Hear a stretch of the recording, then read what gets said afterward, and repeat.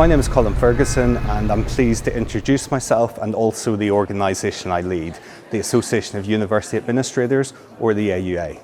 I have around 11 years experience of working with the higher education sector. After graduating, I was considering where I wanted to be, and I made a move to Manchester, where I took up a place on the Teach First Leadership Development Programme, which aims to level the playing field for children in education. This then led on to various roles within teacher training and eventually taking up a director post leading the northwest of England and latterly the northeast as well for a spell. As an independent organisation, we placed a high value on working with innovative university partners. This allowed me a privileged view of how universities work, both in terms of the real value that universities uniquely offer, as well as the challenges that exist within institutions. But one of the things that I did walk away with was a real admiration of what universities offer to society. Immediately before moving to the AUA, I took up a position within the policing sector at an organisation called Police Now to lead the development of a new leadership programme to help individuals from underrepresented groups move up rapidly through the ranks within policing. Let me tell you a little bit about the association.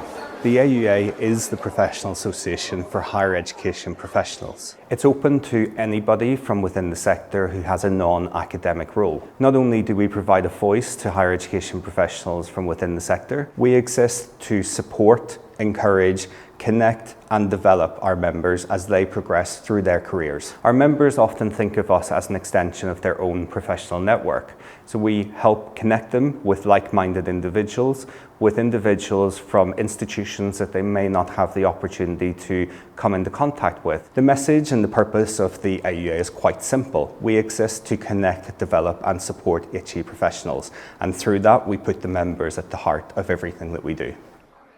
I've been asked what a typical day in my role looks like, and to be honest, there is no typical day. It could be focusing on strategy development, preparing for board meetings, or getting out there and meeting our members, as well as stakeholders from institutions. And really what I try to do is strike a balance between internal and external activities, but always making sure that members are at the core of what I do, because ultimately that is why the AUA exists. There are things that all of us enjoy and find challenging about our roles. For me, in terms of what I enjoy most, it's definitely the variety, as well as all of the people I've got to meet from across the sector, dedicated to delivering excellence. And this drive is something that I'm taking forward as we shape the AUA for today and tomorrow. In terms of challenges, I think as a small but ambitious organisation, I have to stagger or prioritise the things that we would like to do. And I sometimes find this frustrating. I'm somebody who likes to achieve things and achieve them now. In terms of challenges that the association faces, we have a 60-year heritage and we're very proud of that. But we also need to build on that foundation and make sure that the organisation evolves as we move through a strategy development process, really focusing on what can we offer to the sector, what can we offer to our members, and crucially, what is our identity and purpose. We're engaging on an extensive strategy review process, and as part of that, I'll be coming out to speak to many of you in your regional groups. And I really look forward to hearing your thoughts and your suggestions for how we can build a membership association that ultimately lots of your professional services staff will be members of, to ensure that it's serving our members, but also serving the sector as a whole. I've been asked to consider challenges that the higher education sector faces, and of course there are many that we could focus on. However, for me, I think the most significant is funding. The cost of living crisis is touching all aspects of society, including higher education. Pro-Vice-Chancellors from across the country are calling for a fee increase for universities. And I think universities are looking at this because they are focused on providing the very best education that they can, high quality and competitive, to students here in the UK, but also making sure that they continue to be able to compete on an international stage.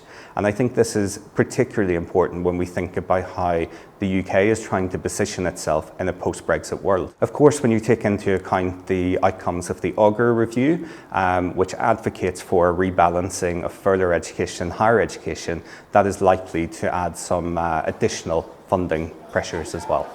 Throughout my career, there have been many individuals who have inspired me. However, if I had to identify one, I think I would mention Lord Simon Woolley. He grew up in a council estate in Leicester and made his way to the House of Lords, and is also the principal of Homerton College, Cambridge, which is where I studied myself for my undergrad. Also, I can see some similarities between Simon and myself in terms of our beginnings in life, and I think for me, I'm trying to look at what he has achieved through his career and use that to spur me on as I move on with my professional endeavours as well.